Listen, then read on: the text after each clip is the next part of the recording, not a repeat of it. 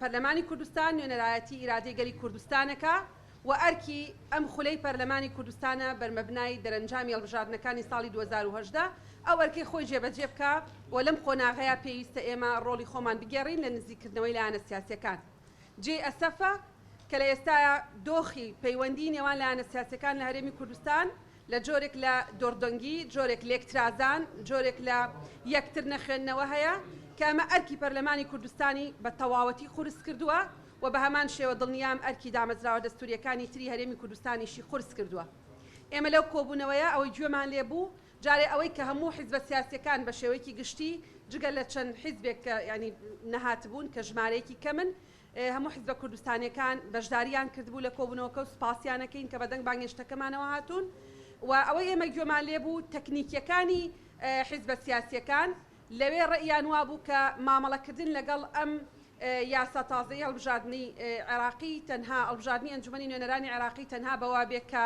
حیزب لایەنە سیاسیەکان یەکڕیز و یەکەڵوێست بن و خۆیان لەگەڵ تەکنیکە نوێیەکە بگونجێنن کە ئەمە مایەی خۆشی بوو و مایەی با بڵێن ئاسوودەیی بوو بۆ ئێمە لە پەرلەمانی کوردستان و ئێمە داوامان لێکردوون بە ڕسمی کە ئەمە بە حیزبە سیاسیەکانیان بگێنن. لەو کۆبوونەوەی ئێمە کۆبەندیەکی قسەکانمان گەشتینەوەی کە لەگەڵ سەرۆکایەتی هەرێمی کوردستان و لەگەڵ سەرۆکایەتی ئەنجومەنی وەزیران لە هەرێمی کوردستان بکەوینە پەیوەندیکردن بۆ ئەوی بتوانین ئەم کۆدەنگە دروست بکەین و ئەمە مەسلەیەکی زۆر گرنگە و لەگەڵ مەکتەبی سیاسی حیزبە سیاسیەکانی شا بە شێوەیەک لە شێوەکان بکەوینە قسەکردن بۆ ئەوەی کە ئەم یەکدەنگە دروست بێ لە بەرەوەی کات لە بەرژەوەندی کوردستانیان و لە بەرژەوەندی خەڵکی کوردستان نییە. لە ڕاستیە ئەوەی کە گوێمان لێبوو ئێمە لە نوێنەری حیزب لایەنە سیاسیەکان لە کۆبوونەوەکە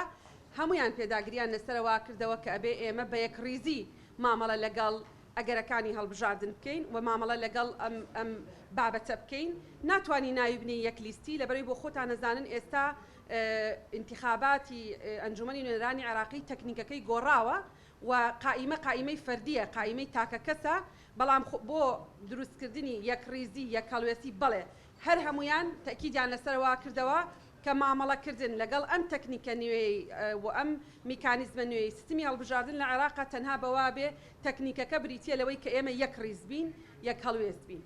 بۆ خۆتان نەزانن هەڵبژاردن ژمارەیە و بابەتی مامەڵەکردن لەگەڵ ژمارە هەر حیزبێکی سیاسی قەبارەی خۆی زانێ. بەڵێ بەشێکی تر لە ئەو حیزبانەی کە قەبارەیان بچووکترە لە حیزبە گەورەکان ئەو ڕاستیە زانن کە کورسی ناهێنن و ئەوان دووپات کردەوە کە ئەوان هەموو جارێک پشتیوانی یەکڕیزین بەڵام بەرهەمەکەی ناچنەوە و بەڵێنیان پێدرێت کە استحقاقاتی خۆیانیان بدرێتی ئەگەر بە کورسی پەرلەمانیش نەبێ یا بە کورسی ئەنجومەنی پارێزگاش نەبێ بەڵام استحقاقاتیان نادرێتێ. وتیان بەڵێ ئێمە لەگەڵین بەڵام دەمانەوێت زەمانی استحقاقاتەکانمان بکەین. ڕاستە ڕەنگە کورسی پەرلەمانی بەدەستنێنین یان لەناو هاوپەیمانێتێکە کورسی پەرلەمانیمان بەرنەکەوێ بەڵام ئەبێ استحقاقاتی ترمان بدرێتێ قەرەبوومان بۆ بکرێتەوە. بڕیارمان نەداوە ئایا سەردان بکەین یان نە، ڕەنگە مەرج نییە ینی لە شێوەی سەردانە بێ بەڵام مفاتحەیان دەکەین، ینی ئالێتێک میکانیزمێکە دۆزینەوە لە دەستەی سەرۆکاتی بۆ چۆنێتی مامەڵەکردن لەگەڵ ئەو بابەتە. مەرج نییە سەردانی هەموو لایەنە سیاسیەکان بکەین، ئالێتی تر و میکانیزمی تر هەیە بۆ ئەوی لەگەڵ حیزبە سیاسیەکان قسە بکەین.